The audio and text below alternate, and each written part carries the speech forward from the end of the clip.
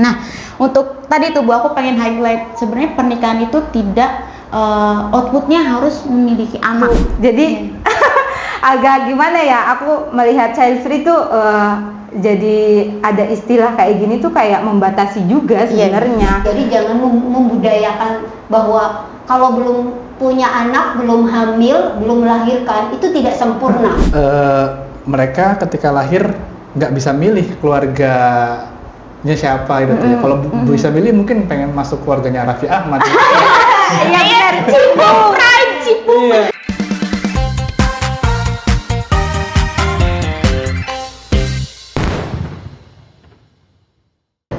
Halo Sobat Rama, kembali lagi di podcast Rama bersama aku Hawa Kibulama'a. Dan seperti biasa aku tidak sendirian, aku ditemani oleh Tencong. Halo. Ada Ibu Asi juga. Halo Ibu Asi. Ketemu lagi. Dan ada Mas Adit. Sawadikap.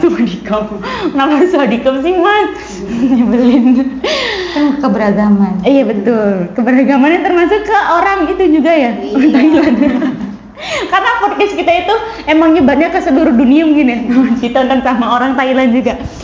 Oke Sobat Rama, pada kesempatan kali ini kita akan mengurai atau merefleksikan tentang makna pernikahan ya Mas ya. Sebenarnya ini udah pernah dibahas sama Buya. Kalau Sobat Rama mengikuti sosial media Ummah Rama, di situ Buya sudah membahas panjang kali lebar tentang makna pernikahan dalam Islam gitu.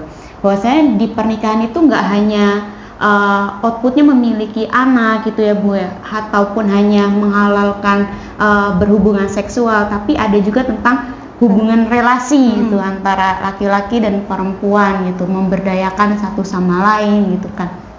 Nah, untuk tadi tuh Bu, aku pengen highlight sebenarnya pernikahan itu tidak outputnya harus memiliki anak. Aku pernah viral ya Tencok ya, pernah dengar viral gitu berita tentang salah satu selebgram yang memutuskan untuk tidak memiliki anak. Dan itu sempat rame geger kalau Sobat Rama tahu ya. Dan itu mungkin jadi perdebatan juga gitu. Nah, kita di sini untuk mencoba mengurai itu ya Bu ya. Jadi ada satu selebgram itu mengatakan bahwasanya dia tidak mau memiliki anak dalam pernikahannya gitu karena beberapa faktor dan alasan, dan kemudian banyak netizen yang menyerang, kenapa gitu? Apakah kamu tidak mensyukuri tentang anugerah Tuhan kayak gitu loh Bu. Jadi itu sebuah polemik juga gitu. Menurut Ibu Asi gimana nih Bu memandang ini? Iya, makasih Awal. Mungkin kita ini obrolan santai ya. Iya, kita urai bersama. Merefleksikan. Jadi kalau aku sih melihatnya bahwa apa sih dalam konteks pernikahan itu anak itu kan satu anugerah gitu tuh, anugerah gitu tuh.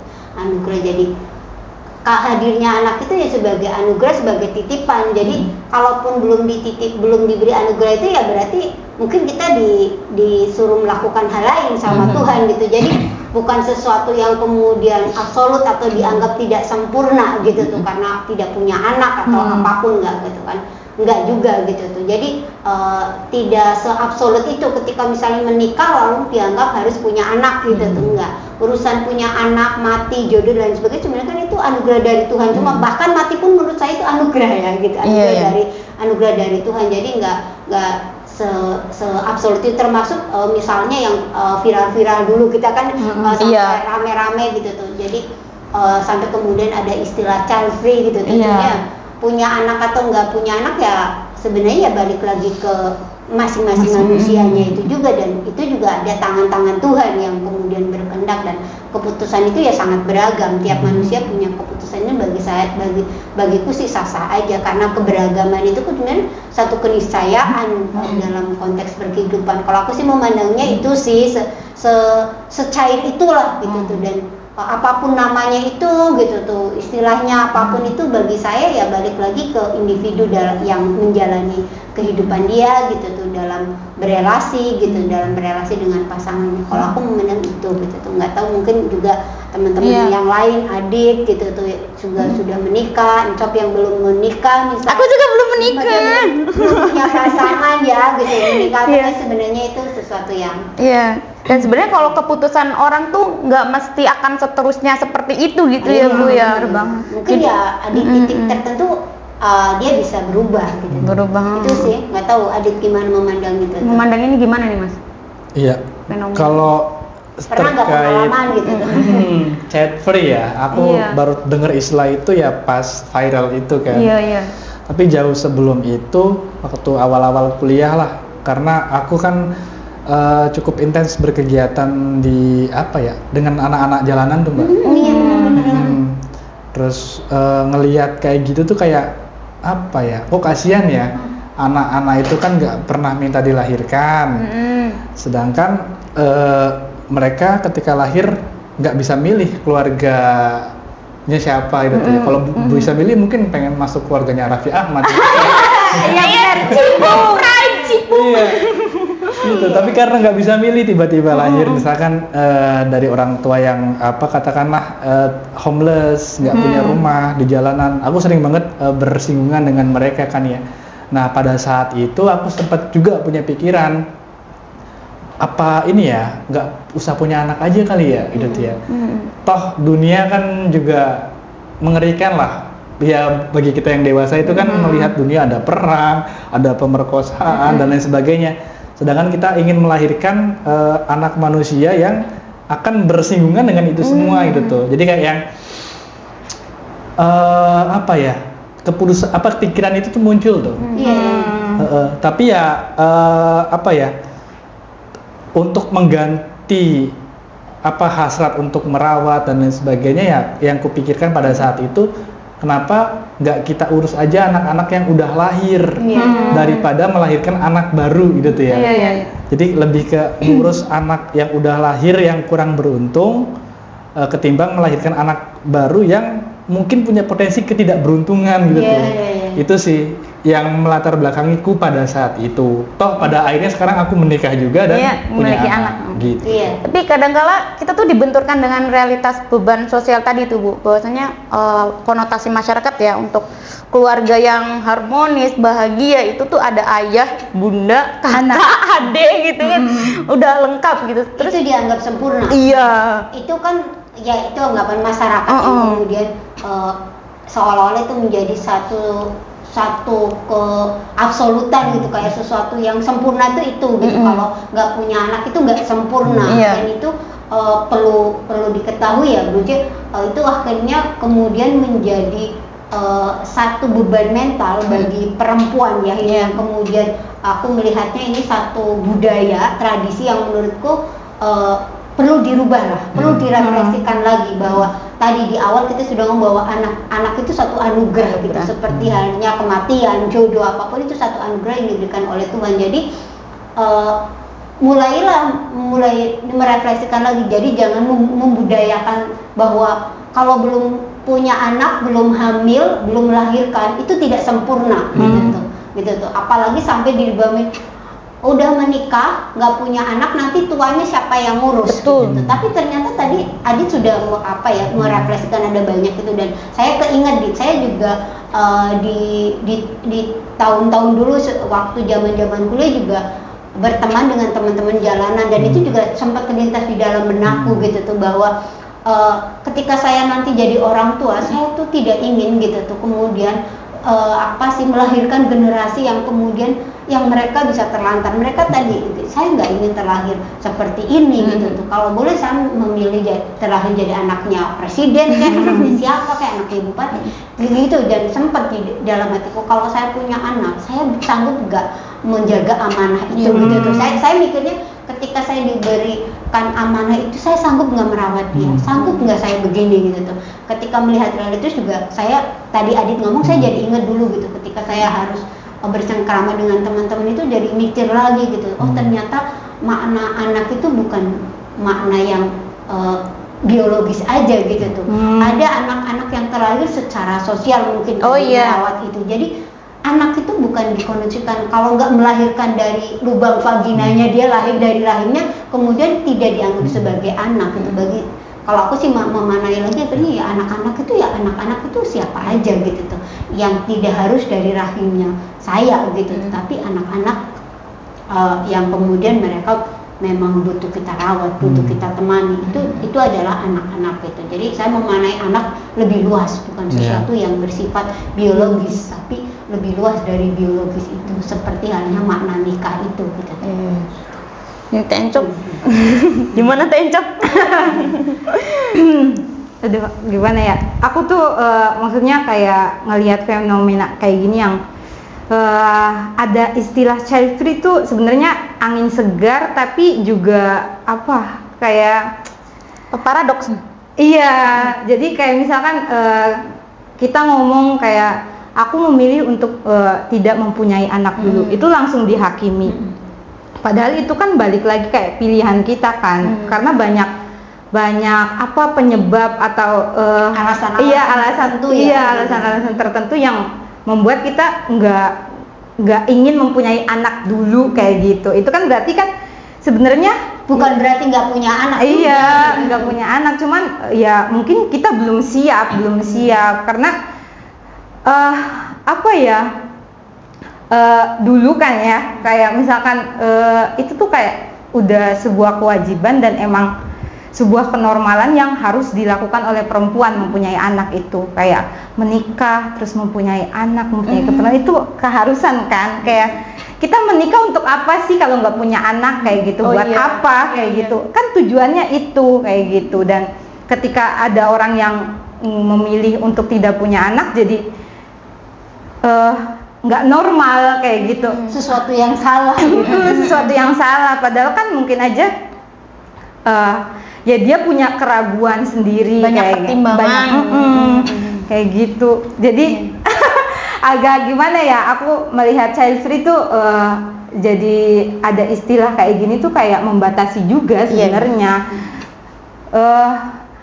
Kayak gimana ya, sebenarnya penundaan untuk hamil pun itu kan udah ada sejak dulu kan, sebelum maksudnya ada kata child free muncul kayak gitu. Itu kan udah ada kayak di obrolan-obrolan mungkin antar teman atau antar pasangan kayak gitu. Aku mau nunda dulu ya, nggak mau hamil dulu, soalnya ada ini dan hal lainnya kayak gitu. Itu kan udah ada sebelum ada istilah child free ya. Tapi ketika muncul malah aku penundaan untuk mempunyai anak jadi malah konotasinya tuh malah jadi negatif banget kayak gitu.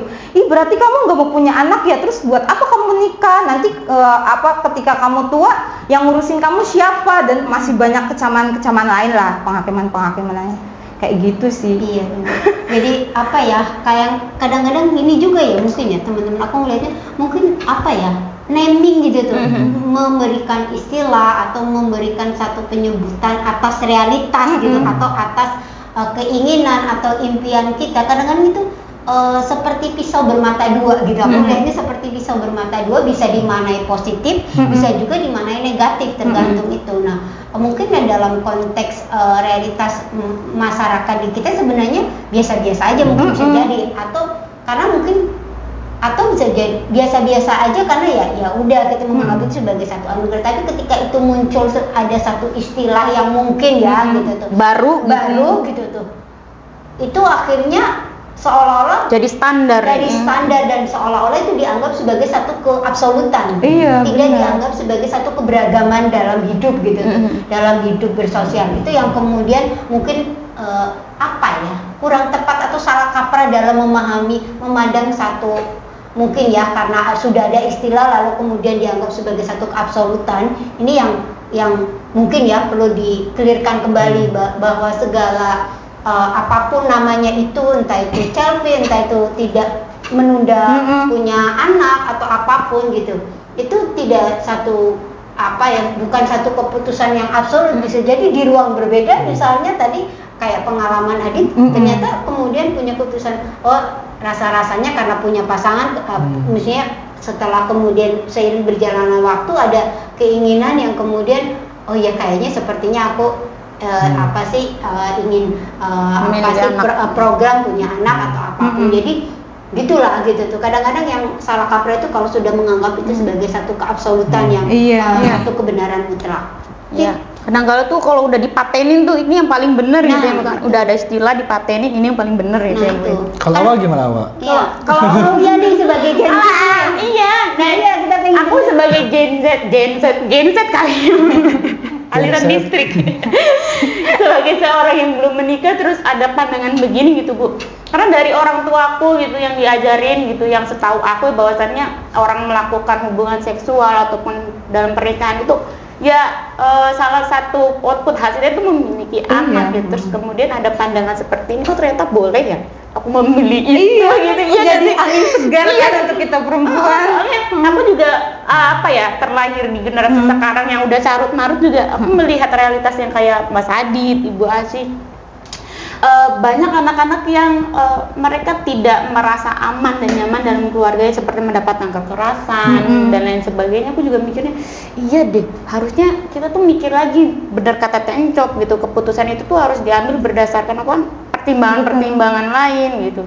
Dan kita juga nggak bisa salah apa ya Bu ya, selalu mempakemkan gitu bahwasanya ini adalah suatu yang paling benar itu, suatu pandangan yang paling benar kayak Ibu tadi, hanya karena adanya istilah gitu. Aku juga sempat ke bawah sih Bu, jujur sebagai Gen Z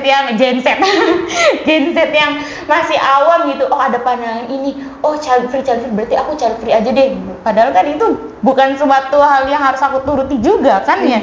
Suatu saat juga aku akan merasakan berelasi dengan pasangan, kemudian ada timbul mungkin ada ingin memiliki anak, dan itu sah gitu kan ya Bu ya. Ya kalau aku ini sih melihat wacana child free, mencoba untuk lihat dari perspektif yang positifnya gini aja sih, buat jadi bahan refleksi aja sih. Bagi yang katakanlah sudah punya anak, nah wacana itu kan jadi wacana pembanding, bahwasanya ada loh orang yang nggak pengen punya anak karena alasan tadi. Artinya kalau kita yang udah punya anak, ya artinya harus tanggung jawab terhadap anak itu, gitu tuh. Pun yang katakanlah belum punya anak misalkan ya, oh ternyata ada alternatif lain kayak ngangkat anak dan lain sebagainya misalkan. Jadi ya bisa ditarik ke situ. Nah, pesan paling pentingnya mungkin yang bisa aku tangkap itu, aku selalu bilang gini, anak-anak adalah hasil dari enak-enak gitu kan. Mas Adit tuh ada pun tagline quotes Mas Adit, tulis makanya apa namanya, ini buat teman-teman yang katakanlah apa ya, melakukan hubungan seksual secara bebas gitu tuh ya. Ya perlu dipertegas, digarisbawahi bahwa bukan enak-enaknya doang. Bukan enak-enak doang, ada potensi menghasilkan anak-anak loh. Potensi itu Itu yang jangan sampai ketika anak lahir ditaruh di panti asuhan, dibuang di tempat sampah, itu yang kadang-kadang itu kan terjadi gitu tuh. Itu yang kadang bikin miris tuh. Jangan sampai saya tuh begitu nantinya.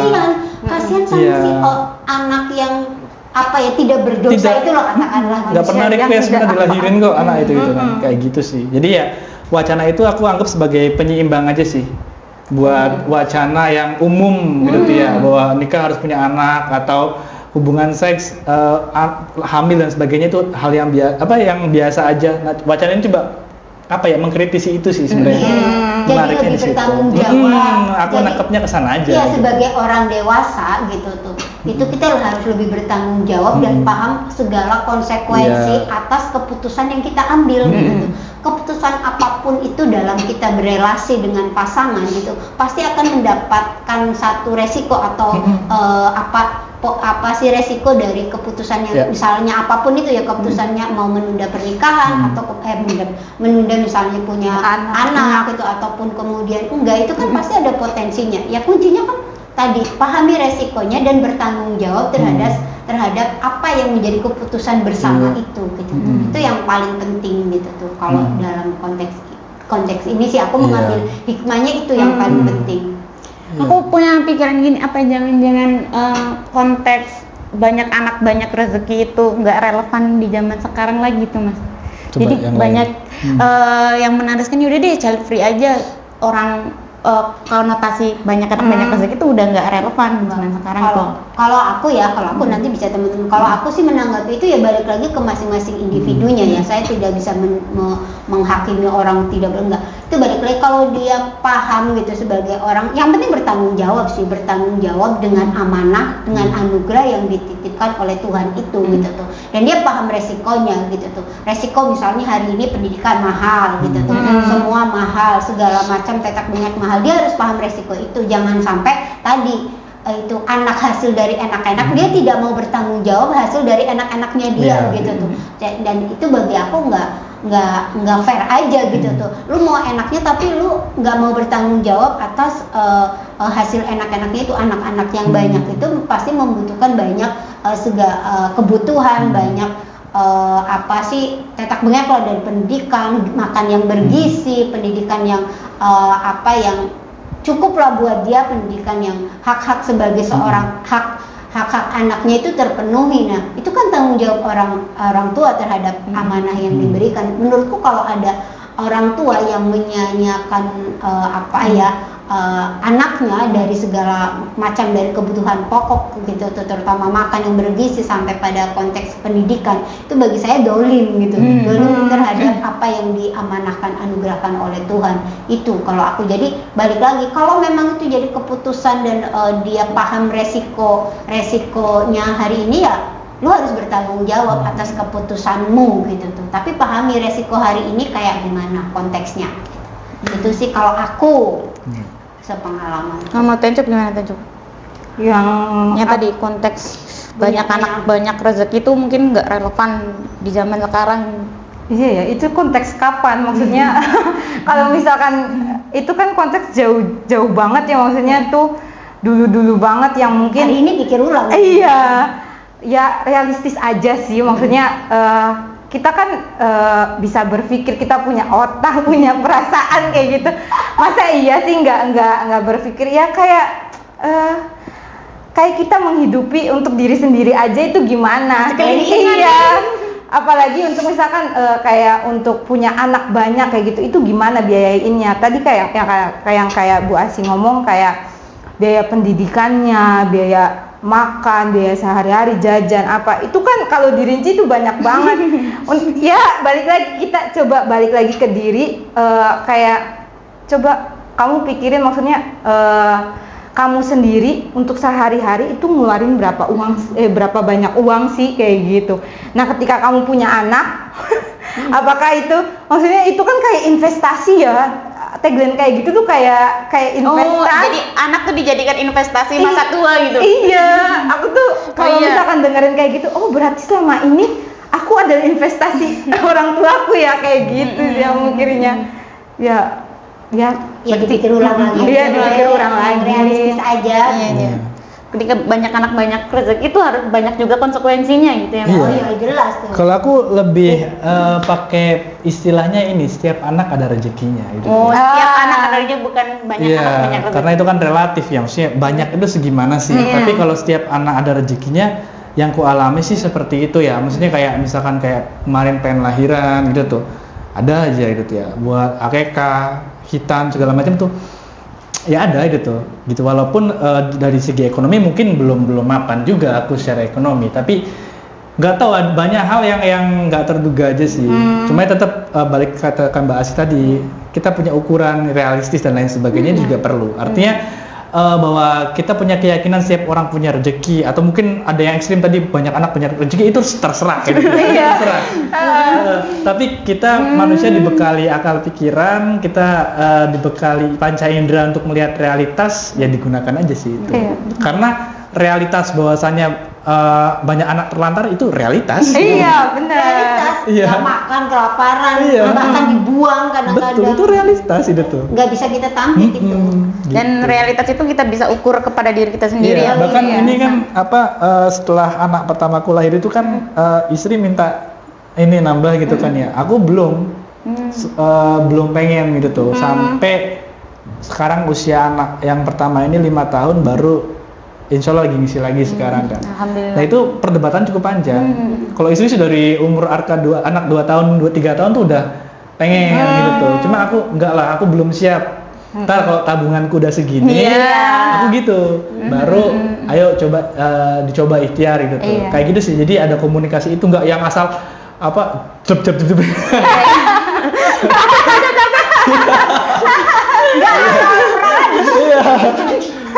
Kayak gitu lah. Dan balik lagi bahwa anak itu anugerah. Iya, Kita nggak bisa benar. intervensi juga gitu sedikasihnya. Bisa dikasihnya dan kuncinya bertanggung jawab ya Dit ya. Iya Betul. benar.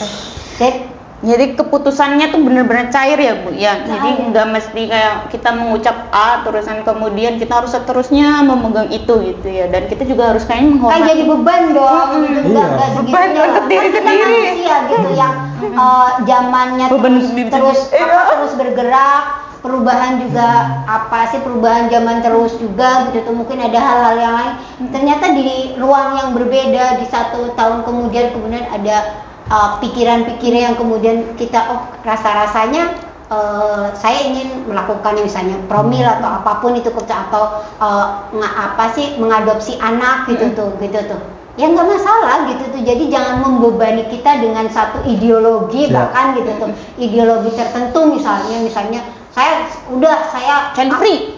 absolut bisa saya ini gitu, lalu kemudian ini itu jadi beban kita. Saya enggak juga lah, kita kan manusia biasa gitu yang sisi kemanusiaannya juga ada gitu. Ya udah terima aja sebagai manusiawi, sebagai manusia yang manusiawi, dan ya kita lewati proses hidup kita dengan sebaik mungkin dan bertanggung jawab sih. Gak usah declare lah. Nggak usah declare lah, biasa-biasa aja Iya, gitu, iya. biasa-biasa aja gitu. Kamu Meskipun biasa-biasa aja juga nggak mudah, tapi ya dinikmati.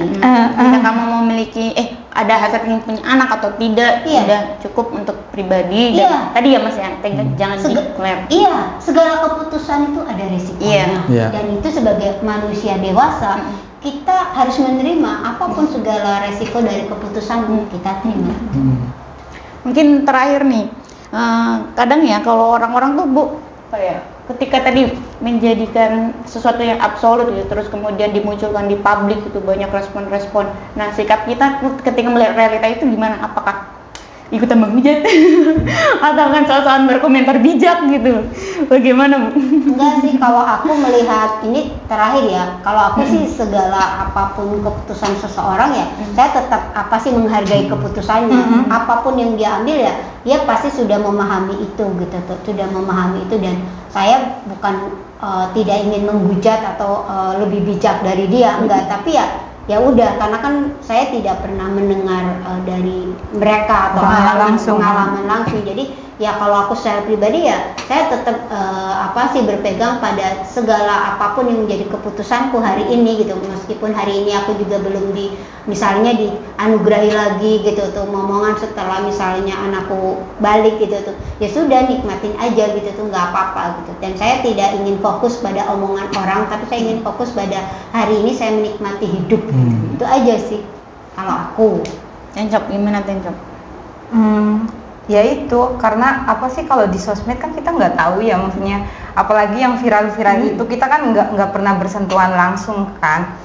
Ya kalau aku sih lebih banyak diam ya, karena kalau misalkan yang viral-viral kayak gitu yang hujat udah banyak, apalagi yang menghujat juga udah banyak. Jadi yang penting nggak ngikut ngehakimin aja sih. Itu yang paling penting sebenarnya. Iya, cuma ya kalau untuk wilayah sosmed itu kan menjadi konsekuensi ketika sesuatu dipublikasikan ya, termasuk podcast ini pun ketika dipublikasikan ya kita mau nggak mau harus siap konsekuensinya, karena kita kan nggak bisa mengkontrol pikiran banyak orang gitu kan ya. Jadi ya tadi yang aku maksud nggak usah dideklar tuh, nggak usah dideklar kalau nggak siap dengan reaksi publik. Tapi kalau dia siap ya terserah gitu tuh.